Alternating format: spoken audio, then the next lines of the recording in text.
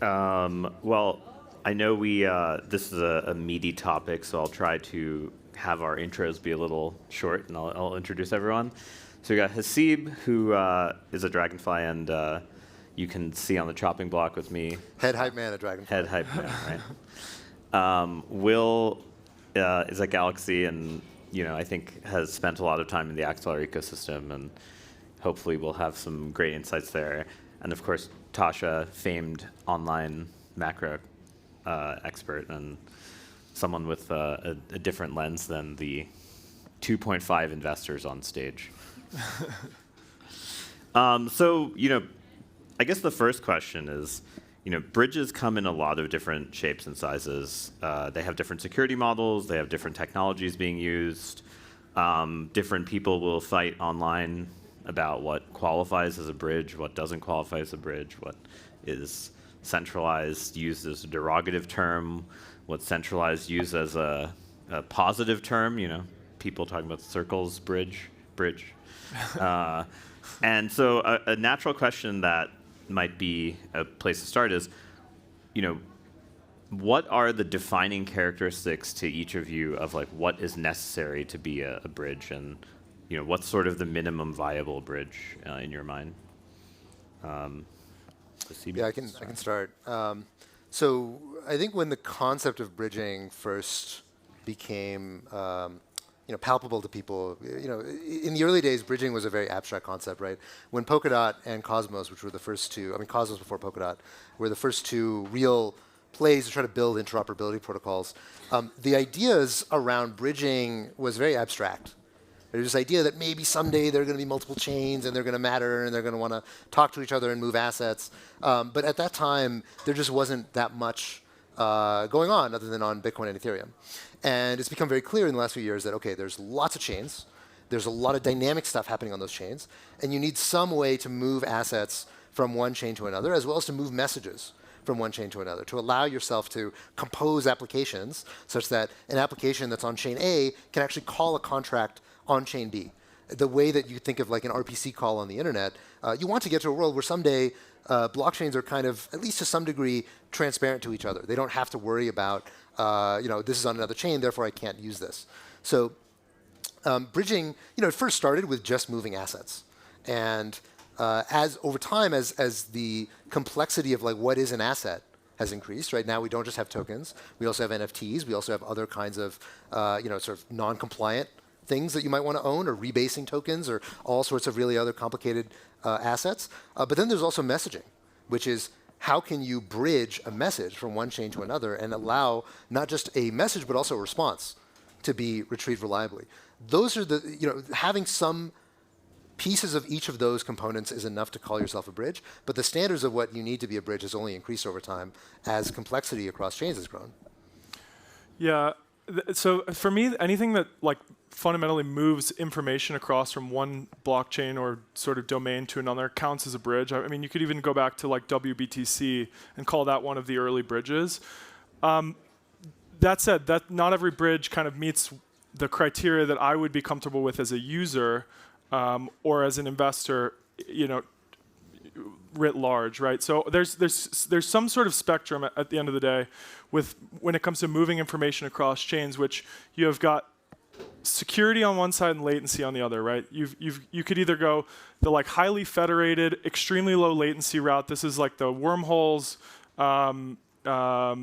This is a couple other ones. On the other side, you've got the optimistic model, which is the sort of optics bridge, which became Nomad, which also kind of spun out Hyperlane, and the Hyperlane moved. So on either one of those sides, you've got this fundamental trade-off between security and latency.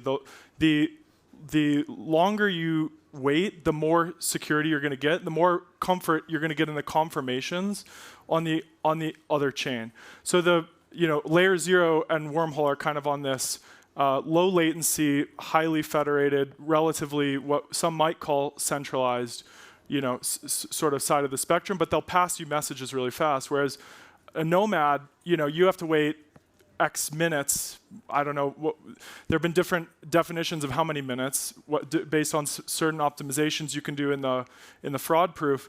But that's 30 minutes or 10 minutes or 15 minutes for the state to finalize. So on either side of those, there's trade-offs that I think I, as an investor, and Galaxy broadly have been not comfortable with in different ways. There's a kind of, somewhere in the middle is this kind of consensus-based approach that Axelar takes, which is fundamentally you get some consensus over messages on an origin chain, and you come to a distributed consensus over what can be passed to the destination chain. That's felt like a nice middle ground that balances the kind of properties of both sides. Hyperlane, notably, which spun out of optics but then kind of changed their model a little bit, kind of notably fits in that bucket. You've got the token bridges, obviously, which are fully kind of, like multi-sigs in some cases, right? And fully federated, controlled by the protocol. So that's how I kind of see the space. Different people are going to be comfortable with different, kind of properties, and obviously, people have gotten comfortable with the layer 0 and some of the more centralized wormhole, some of the more centralized approaches. To me, it's very straightforward. A good bridge needs to be 3 things: safe, cheap, and fast. So everybody wants these 3 things, but everybody's priority is different. So for example, if you are moving billions of funds across chains, safety probably would be the top priority. If you're a small retail and you are just moving like $10, $20, then the thing needs to be cheap. If you are a high-frequency trader, then the speed will be your highest priority. So all of the solutions, bridging solutions in the world today, none of them are all the 3, right?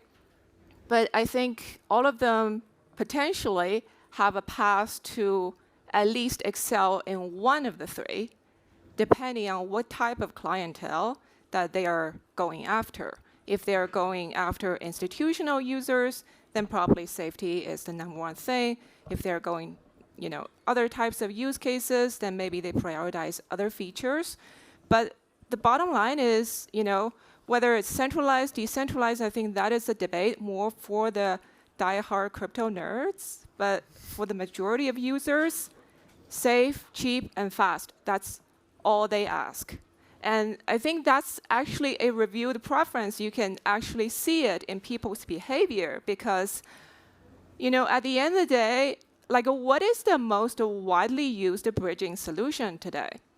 Now, we can talk about all the innovative bridges or cross-chain messaging solutions out there, but seriously, mostly widely used solutions is still centralized exchanges. You move your money to centralized exchange, and you send it to another ecosystem or another blockchain. So why is that? To me, it's very simple because the centralized solution is still fulfills the safe, cheap, and fast criteria the best. And right now, in the future, it's probably not the case. But my point is, whoever that fulfills these 3 criteria, they will get attraction.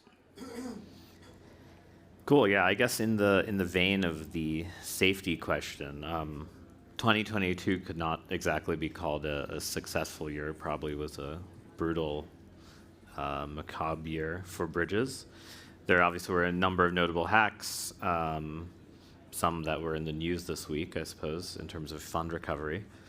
But if we take a look on the glass half full side, there have been a number of security and operational lessons learned for operating, constructing, and even for users for using bridges.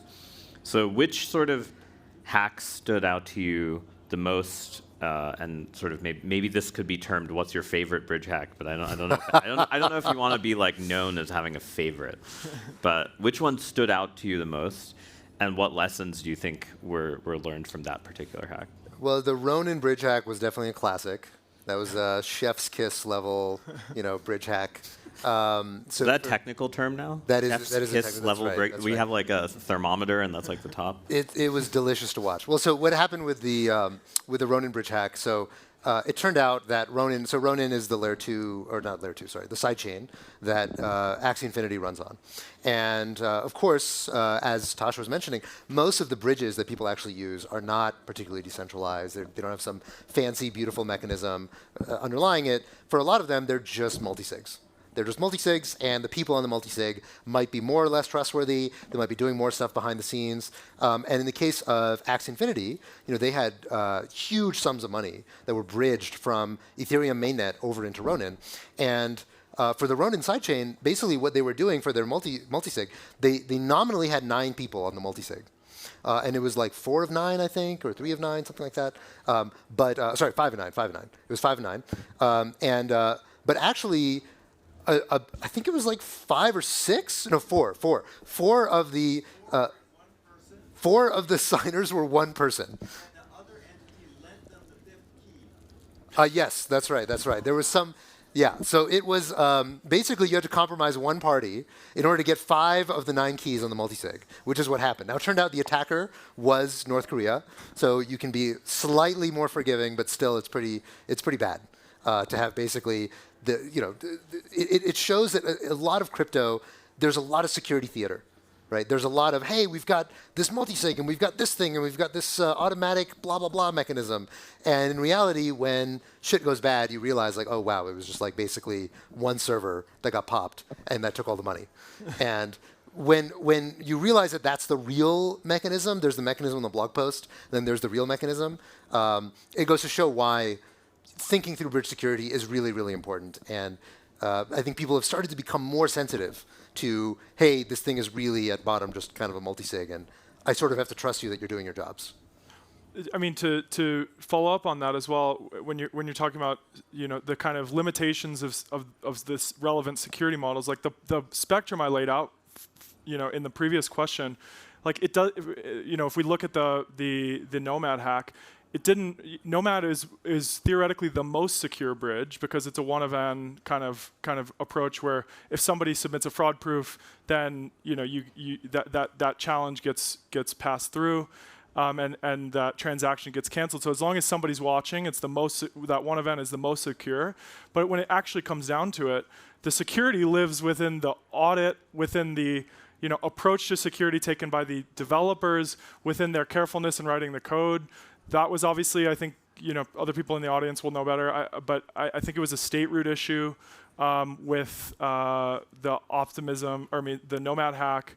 And, some like Axelar, for example, I think they got 27 audits or something like that for their protocol, right? So there's this whole security spectrum. We can talk about it. We can talk about the fundamental designs, but it seems like the hacks are telling us that the security, a lot of the actual implementation of security with respect to bridges is coming from, the practices of the underlying, of the underlying developers and the underlying, people maintaining the bridges. The CISOs, for example, at Galaxy, our CISO would say the exact same thing. When it comes to being a qualified custodian for custodying people's assets, it has very little to do with the actual way you're maintaining the keys, whether you're using some MPC or some multisig. It has everything to do with the processes you're putting in place to manage the keys, the processes you're putting in place around information, around who can, who can touch keys. And so I think that is a kind of realization around security of bridges that came to fruition in 2020 that CISOs have known since the year 2000 or 1990, right? In different industries. Well, there's an old trope in crypto that people love to say, which is that code is trustless, which is obviously bullshit. Right? It's not true that code is trustless. Not just because there's some code that has multisigs or whatever that you do have to. There's some trust embedded in the code, and we learned of a multisig wallet that actually, or the Oasis vaults for which, okay, the code was not trustless, and it was not obvious the way in which the code was not trustless. But either you have to trust the people, or you have to trust the code is correct. And a lot of times, the answer is that the code is not correct, especially when the code is very complex. And one of the principal things that we just have to take as part of the lumps of building in blockchain is that we're building complex things. And complexity is the #1 enemy to security, which means that it's just going to take time until a lot of these complex bridges are going to be fully robust and secure relative to a lot of their centralized counterparts. Yeah, so I totally agree, and I think this problem is, in a sense, nothing new. It's every time there is new financial technology that gets high growth, it always this type of thing happens. You look at 100 to 150 years ago, there used to be a lot of bank heists in the United States and around the world when the banking sector was growing very fast. Nowadays, like when was the last time you heard someone robbed a bank? It's almost unheard of today, right? Bonnie and Clyde, that movie would not have been made in 2023, right? Because over the years, the industry has matured and best practices have been established because of the mistakes that made before and the experiences that are gathered before. So I think over time, there will be similar, like as the industry mature, like people will have checklist of things to, what are the best practices, principles to follow in the industry. And also there will be new, like beyond technical innovations, there will be new financial innovations coming out to solving this type of problem. The counterpart example in the 20th century is deposit insurance, right? So FDIC was established exactly because there were so many bank robberies and bank thefts and people lost money depositing in banks. So then, the society collectively came up with a scheme to ensure on a sector level, not individual bank level, at a sector level, to provide some kind of public good, in a sense, to at least to safeguard provide some safeguard level to this kind of incidences. Now, would there be a counterpart in the cross-chain world? I think so. I think it will happen, but it would not happen in exactly the same way as the example I just gave, because there's no government here, right? There is no social planner, so to speak. But would there be any kind of a decentralized, crowdsourced public good solution that provides some kind of insurance scheme against incidences like this? I think it may. At some point, we will start to see that. Right now, it's Binance. That's the de Hey, facto or jump, insurer. or jump. Or jump. That's right. That's right. But another trend for bridges, sort of in this vein, is sort of what you might call fractionalizing bridges or specializing them, in the sense that people have observed that 95% of bridge usage is token transfers, and there's barely any atomic execution demand.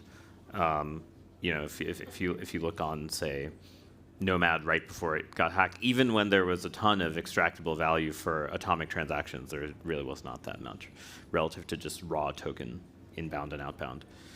So, there's sort of this natural question that, hey, by minimizing the surface area of what you do across a bridge, you also can improve its security and speed, and sort of possibly its UX. So do you think that, the future involves these kind of special purpose bridges for particular use cases, or do you think sort of the world will be, we do need the full general purpose, Turing machine bridge, so to speak? Maybe Tascha, if you want to. Yeah, so I think it depends on the stage of the industry, right? So as any industry matures, you will see the applications get more and more specialized. At the beginning, you probably you don't see as much specialization. It's the same thing if you look at the Web 2 internet. At the beginning, the Web 2 platforms are all like general purpose platforms. You go on like yahoo.com, you see news, you see finances, you see chat rooms, you see everything. And then as the industry develops, you get like the niches get more and more fine-tuned. And also there's the other thing is, especially related to the topic, we are talking about security, right? This is a very technically complex system. So when there's no specialization, it's very hard to do everything very well. So I think this is definitely a direction that the industry will go towards is towards the specialization.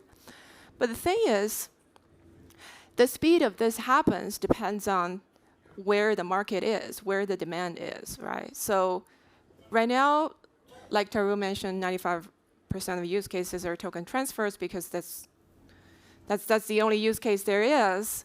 And last year, despite so much hype created about the cross-chain messaging, we haven't seen much of that, at least in the wild, being widely adopted right now. I think it's just because of the maturity of the industry and the diversity of the use cases out there right now. It's just like because the bridging, it's like a service sector, it's a auxiliary sector to support the underlying blockchain ecosystems, right? So unless the blockchain ecosystems themselves, unless the economy and the business models of the projects and applications themselves are diversified to a sufficient extent, and those diversified use cases have sufficient demand. Unless that happens, you are not going to see diversified use cases of bridges. So this goes, it dances with how the blockchain ecosystems develop. And right now, it's obviously not a time and occasion since we're in a bear market. Liquidity is thin, and there are a lot of new innovations out there, right? People are building new things, but the speed of adoption of those new things are very slow right now. So I don't see the diversified, specialized use cases for bridges to happen in the near future. That's why, but just because there's not enough demand to support those in the near term. But I think medium term, definitely a direction of the industry. There's a couple, I'll keep it short, but I think there's a couple of factors we're watching that will have some influence one way or the other about the saturation of token bridges. One is account abstraction. I think with account abstraction, you can do some interesting things, specifically paying gas using we've always seen that Interop is going to be built into wallets, probably. That the right approach for wallets is there's a bunch of different venues, which are every blockchain is a different venue, and there's different venues that are good for executing specific sorts of transactions. So you might want to do an exchange on one type of venue, whether that's like a SEI or some L2 or some application-specific, DYDX on Cosmos. That you've got other venues for other applications. And we feel that it doesn't really make sense to chase your ETH or chase your USDC with ETH to pay for gas on another chain using the same currency. That it'd be ideal if you could abstract that whole process out behind a wallet. And account abstraction factors into that, right? So the idea that you could pay gas on another chain using assets on one chain inherently is going to, I think, require a generalized message passing bridge because you need to make that cross-chain sort of call for logic. Another thing we're watching is broadly the sort of clusterization or rollout or application specification of different venues. So you might have a lending roll-up. Obviously, Compound tried that a couple years ago. But then an exchange roll-up, stuff like that. So I don't think we're going to probably live in a world of full composability between all between all chains or between all applications on a single chain. Speaks to the Cosmos thesis, for a long time, but I think it's coming to Ethereum as well. And the kind of bridge configurations you need under that is interesting and probably trends away from pure token bridging, but certainly token bridging is going to have a place in that future as well. So I'd challenge the premise of the question in that I actually don't think, if you look at bridges today, so the question sort of implied that bridges today are very generalized and when are we going to see specialized bridges? There are some generalized bridges like XLR, like Layer 0, like Wormhole, but the reality is that that's a very small minority of all the bridge activity. Right? If you look at where is most of the stuff being bridged today, the answer is that it's mostly getting bridged through the Binance bridge, through the Ronin bridge, through the Avalanche bridge, which are all basically sort of state-sponsored bridges by the chain that wants activity to flow across that particular corridor. Now the question is like, why is that? Why is it that the overwhelming majority of all the volume going through bridges today is going through these like single corridor bridges? And the answer, one, is that right now there's actually not a lot of sort of interchain activity, right? It's very hub and spoke, which is that most people have their assets on Ethereum, so the overwhelming majority of TVL is, and occasionally it might go to Avalanche and it might come back. It might go to Binance Smart Chain, it might come back, right? And as long as that's the behavior that most people are going to be engaging in, and it's mostly moving assets, right? It's not cross-chain messaging. Most of these bridges, I mean, the generalized bridges are still quite young. They still have a lot to prove in terms of security, in terms of robustness. And the network effects that you might presumably have, which is that you can use the same bridge to transfer from chain A to chain B and then to chain C, most people don't need that right now, because there's not a lot of stuff to do between Binance Smart Chain and Avalanche. Right? It's not a used corridor.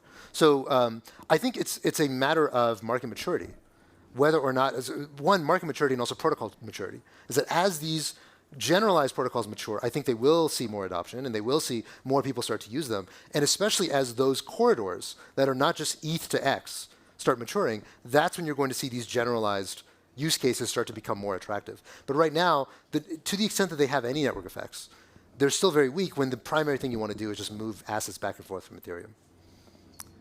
Yeah, and with that, I think we're almost out of time. We didn't get to my favorite topic, which is cross-chain MEV, but the little shill is my ETH Denver talk will be about that. And the last final thing, one-word question, is a very tough one, which is what's your favorite bridge right now? I'll go with Axelar.